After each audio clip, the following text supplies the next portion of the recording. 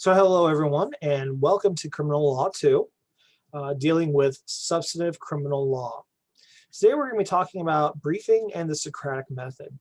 But before we continue, I want you to look at this picture over on the side, where it says Southwestern Reporter. It has like a key, and it says Texas cases, and then it has this range of numbers, and SW second, Southwestern second. These are reporters. Now these are going to come in very importantly when we talk about what case names are and what case names mean and how you identify cases. So let's first talk about what is the Socratic Method. All right, so Socratic Method is this notion that you will come to class or you will come knowing the material. All right, so if I assigned you Bond versus United States, right, it's a 2014 case for the Supreme Court. If I assign you Bond versus United States, you would come to class knowing the facts of Bond. So like what happened in Bond, what were the issues, what was the holding, and what rule did you get from Bond? Right, so like I would begin with this. So Bond is a case involving a woman who is charged essentially with using terroristic chemical agents. Basically what happened is Bond, she worked in this chemical factory, chemical plant, with her husband and her best friend. One day, she finds out surreptitiously that her best friend is pregnant with her husband's kid. So Bond steals chemicals, mixes them together, puts them all over her best friend's doorknob, her mailbox, etc. Best friend goes, gets the mail, gets a burn on her hand, knows something's wrong, immediately calls the police.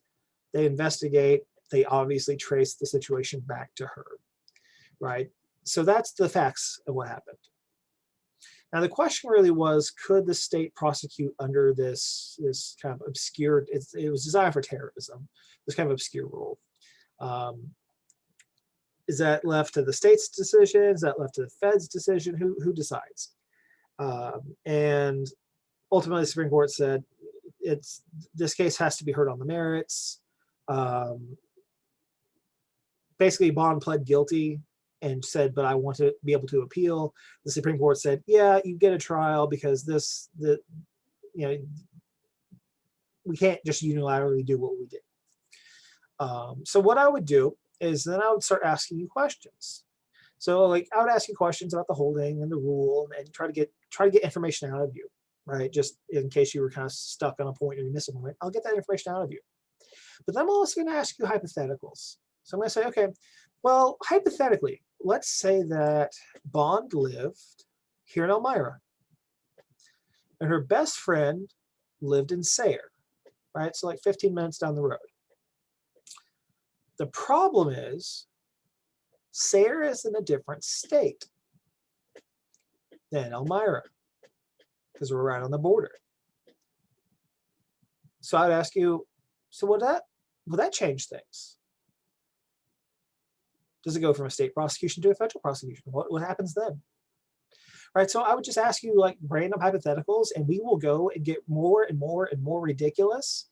But the idea is that you will know the law and be able to apply it just like that, right? You'll be able to critically think through something and go, well, I don't think it would apply because this, or I think it would apply because of this, right? So it's an interactive dialogue that we have, but it is predicated on preparation, right?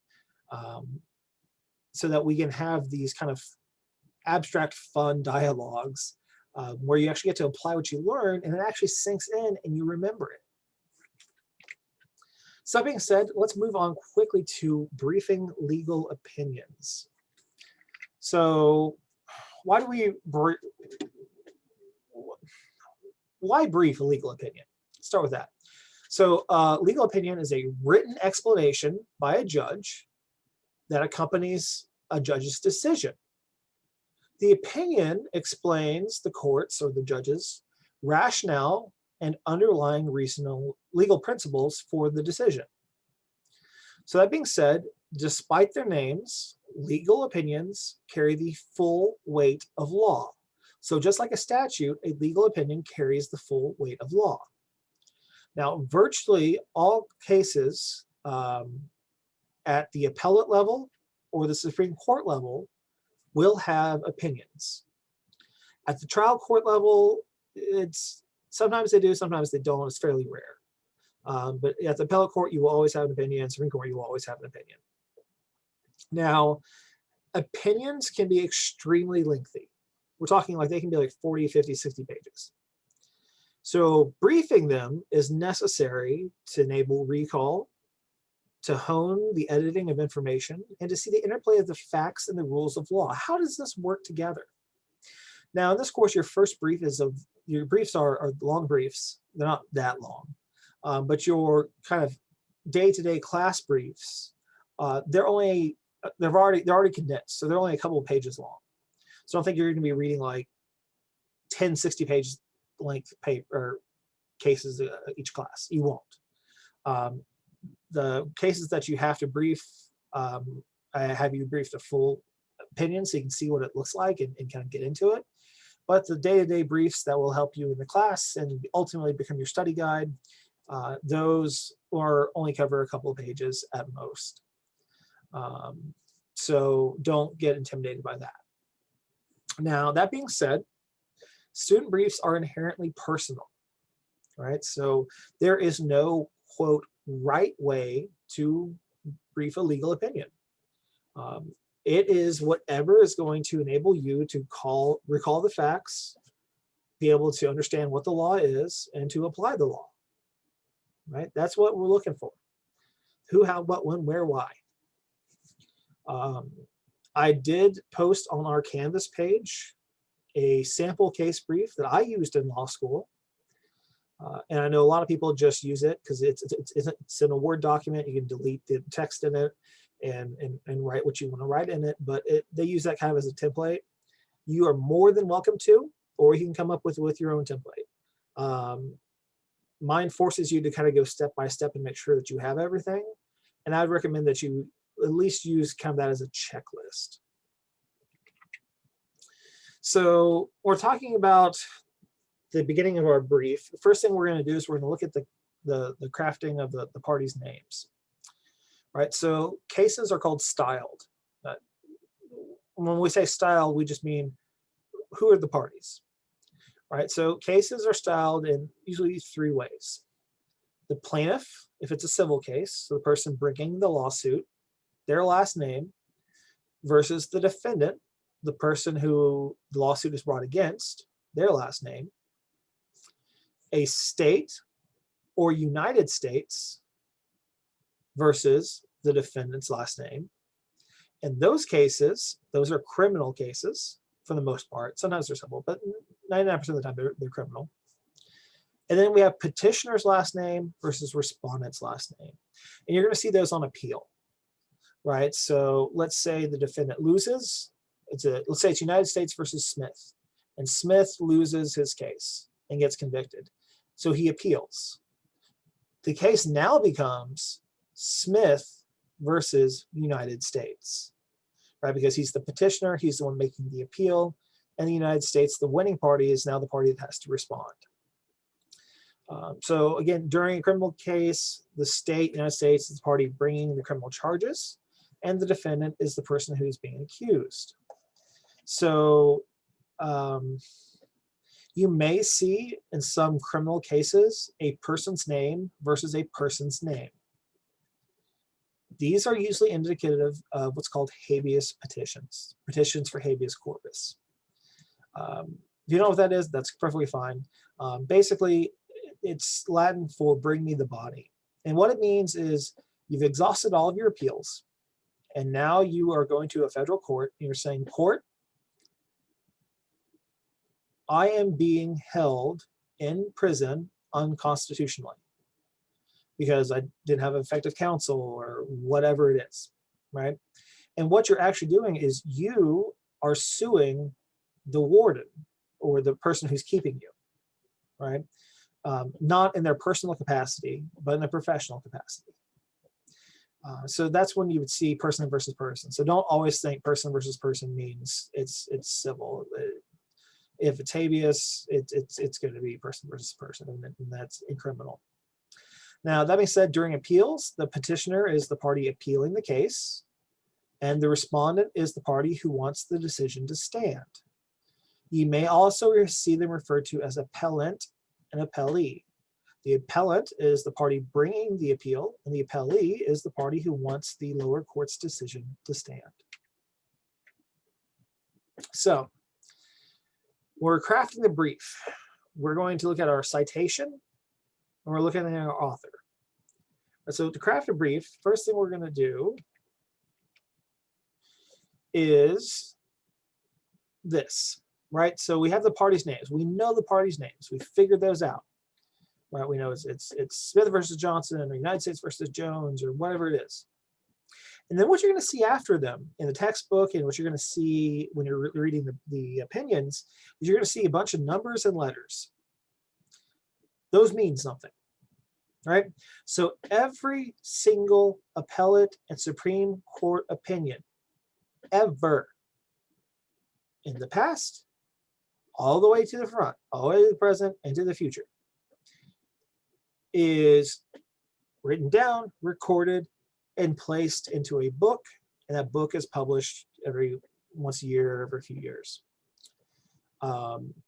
So what this tells us, right, is the book, obviously, we can't fit all of Supreme Court opinions into a single book. I mean, these things take up shelves and shelves. I mean, they take up, like, there's whole libraries dedicated to just these books.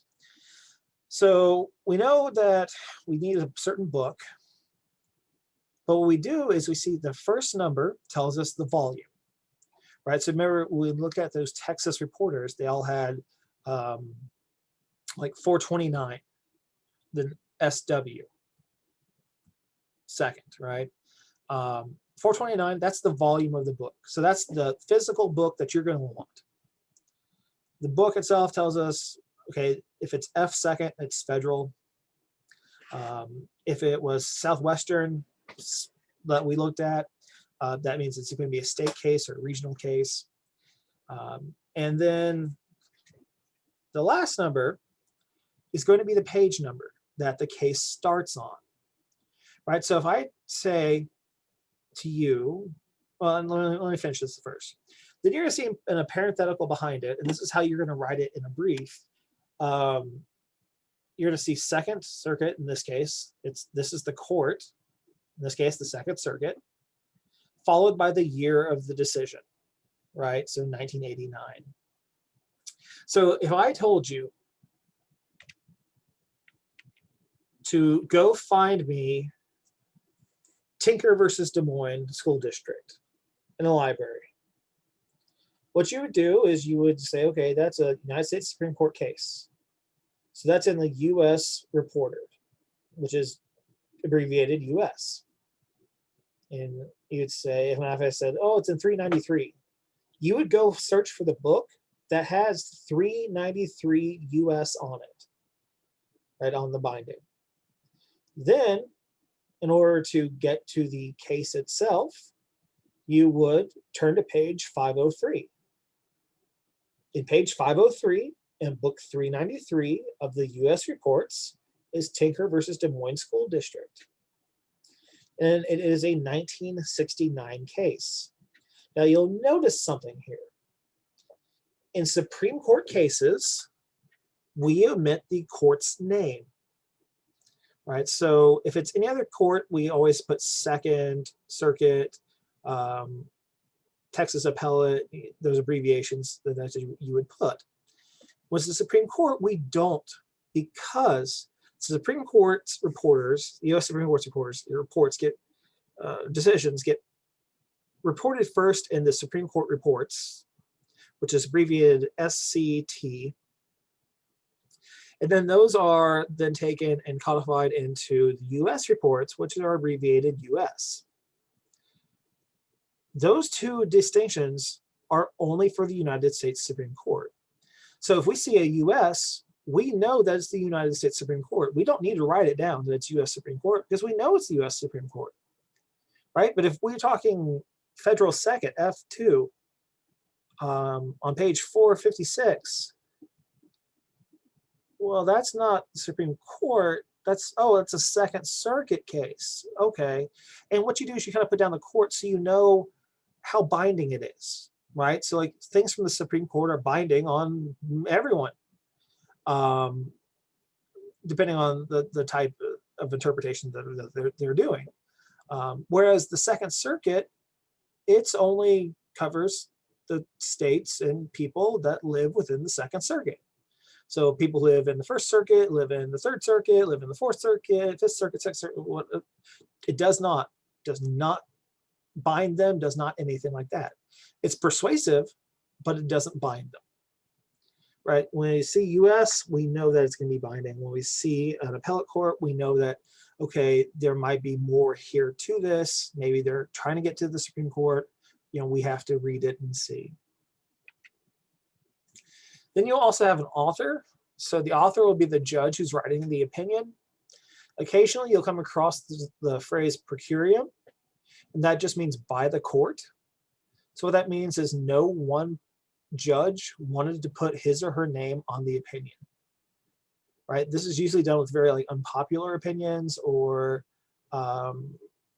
opinions. This carries a little bit less precedential value, which you don't need to worry about.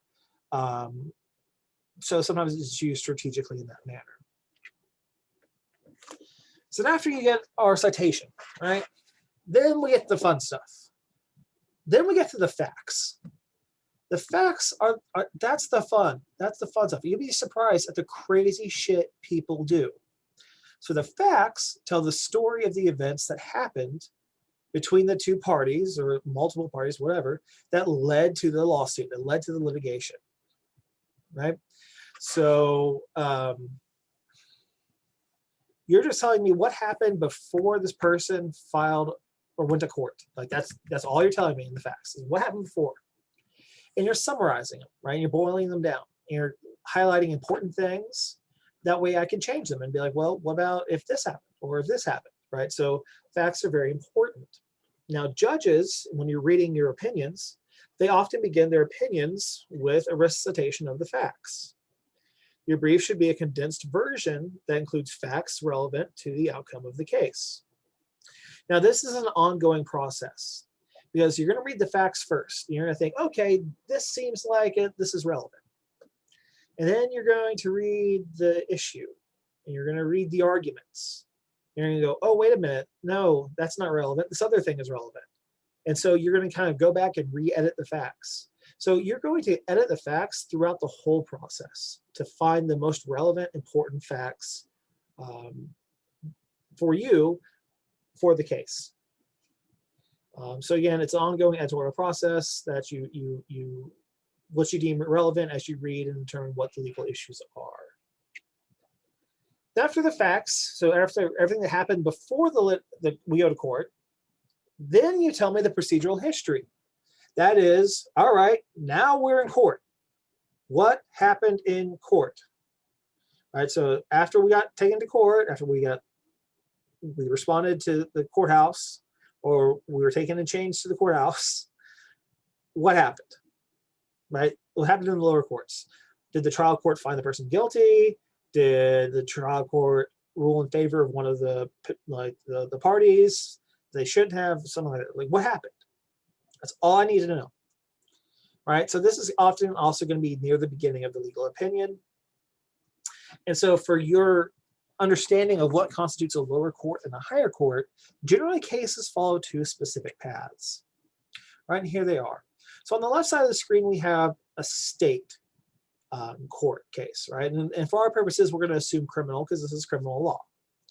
So let's say you get arrested and you get arrested for burglary, right? It's a state offense. You get arrested for burglary. It's a felony. You're going to start way down here at the state and local trial courts, right? This is where we decide if you're guilty or if you're not guilty. If you do not like the outcome of the case down here, you can appeal as a matter of right. So you get as a matter of right, the Court of Appeals has to hear your appeal. You get one, right?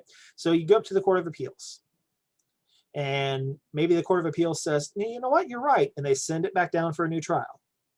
Or the Court of Appeals says, no, the trial was fine, everything looks good, you're guilty. Because they don't decide guilt or innocence. They're looking for like procedural inconsistencies. If you don't like what you get at the appellate court level, then you may appeal to the state Supreme Court. When you appeal to the state Supreme Court, they take it as a matter of discretion.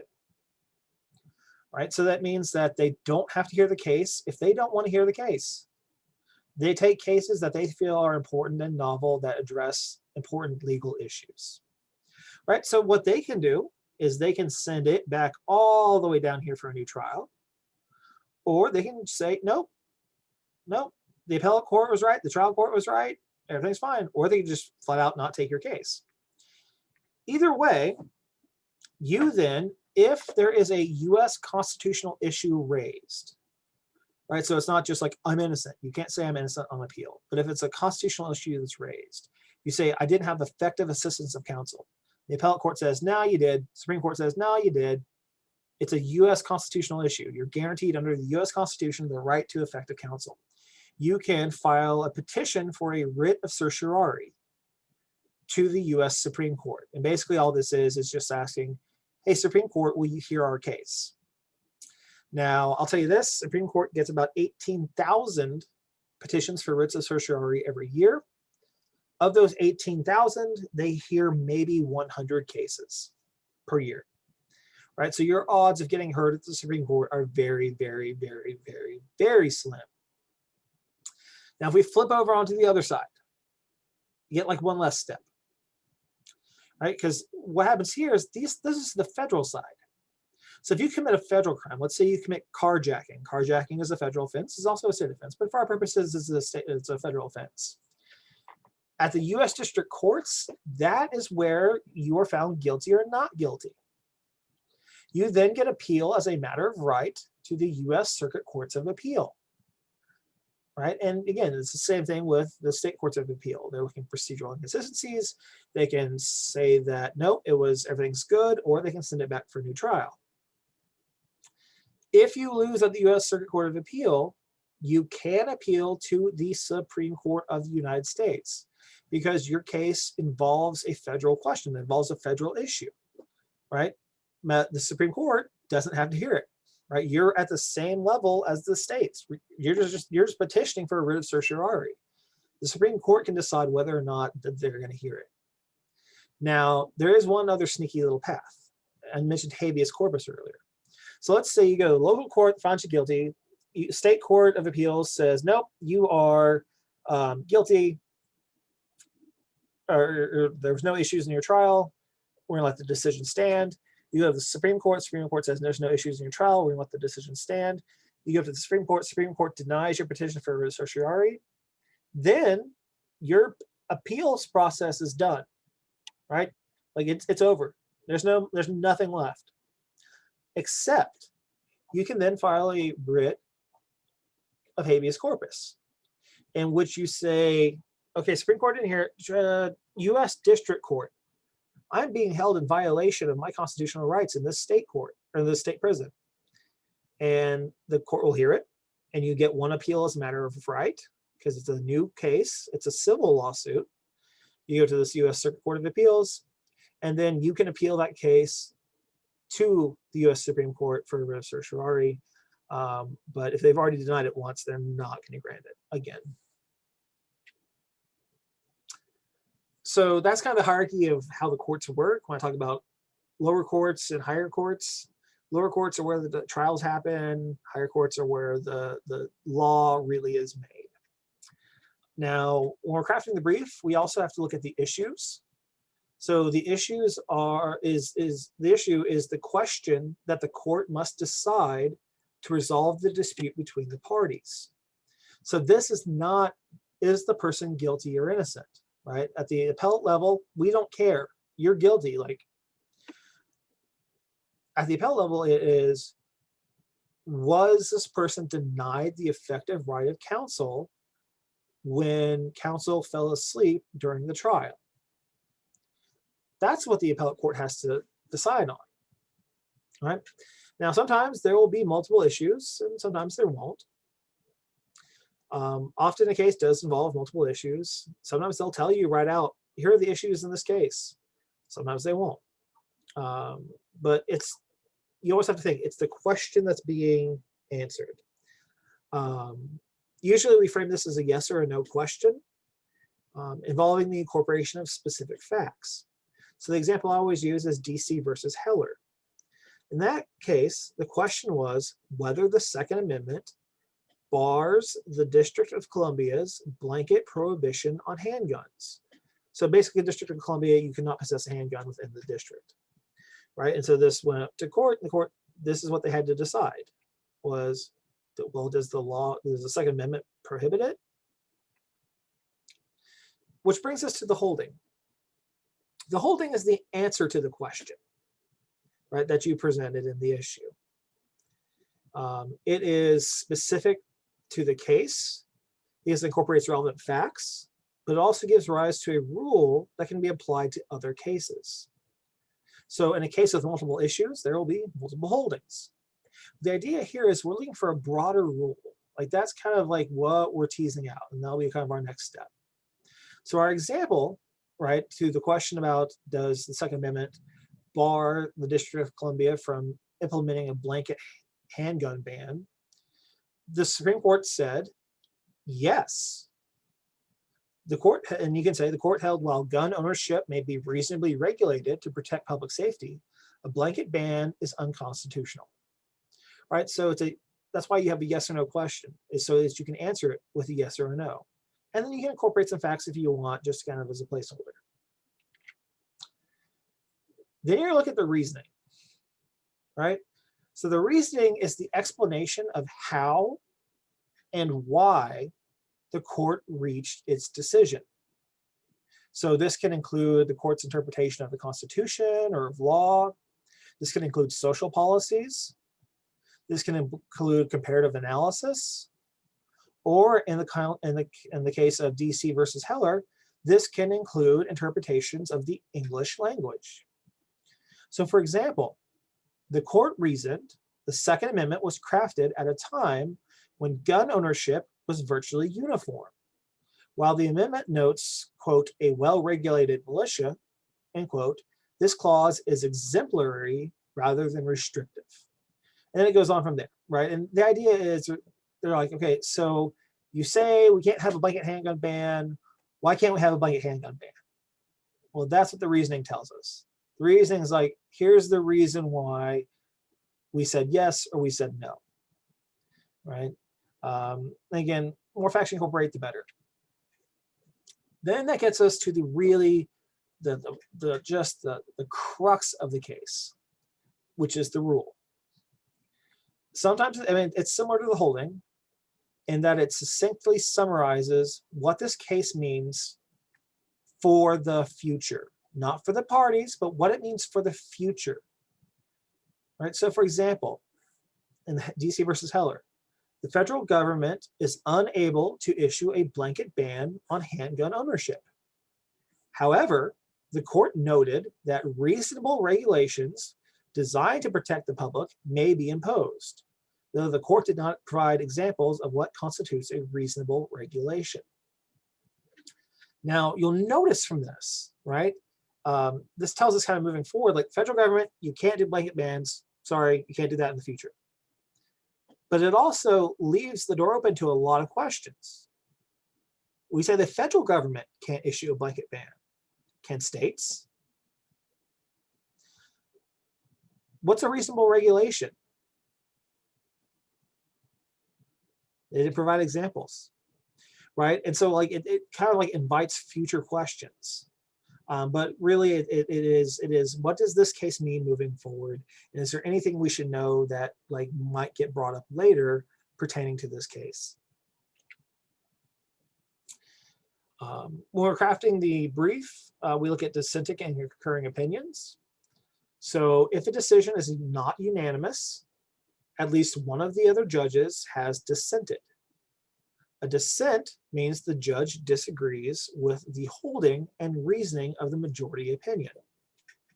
A concurrence means the judge agrees with the holding, so the yes or the no, they agree with that, but they agree with yes or no for a different reason than the majority. So it's often helpful to note or summarize why a judge or group of judges disagrees, because what we've seen is in future cases, we've adopted people's dissents and said, well, in this other case, this person dissented and said this and this. You know what? That makes a lot of sense. That's going to be the new rule. So it's often helpful to kind of put down what they were saying so that we know for the future. And we can also ask questions in class and go back and forth as to, what does this mean, right? Like, what if this or what if that? You're gonna get tired of the phrase "what if" because I'm gonna ask you "what if" like crazy. You're also gonna then have the disposition or judgment. So generally, at the end of the majority opinion is where this is located. The appellate courts will either 1, affirm, 2, affirm in part and reverse in part, or 3, reverse. Now, affirm means that they're upholding that lower court's decision. So the court that it just came from, they're upholding that decision. So if it's the Supreme Court, they're upholding the Court of Appeals decision, right? If they affirm in part and reverse in part, that means they're only upholding part of the lower court's decision, and they're saying the other part of their decisions, like if there's multiple issues, they disagree with. And to reverse says we do not agree with any of the lower court's decisions. Now, generally, appellate courts will also remand a case for further proceedings when a decision is reversed in whole or in part. Right? So if you see reversed, it doesn't mean that the person is, oh, they're free to go. Right? The Supreme Court said we reversed the decision, had ineffective assistance of counsel, free to go. No. Supreme Court doesn't have that power. Only the trial court has the power to release somebody or to give them a new trial, whatever. So what happens is the Supreme Court or the Court of Appeals will say, we reverse this, we reverse the conviction, or we reverse the lower court's decision, and we remand the case to the trial court or the court of original jurisdiction for future decisions, or for a new trial, or for dismissal, whatever it is, right? So basically, they send it back with instructions on what the court should do, but they can't do it themselves, right? The lower court, the trial court, is the one that has to do it. So you will end up practicing briefing with McKendry versus Christie.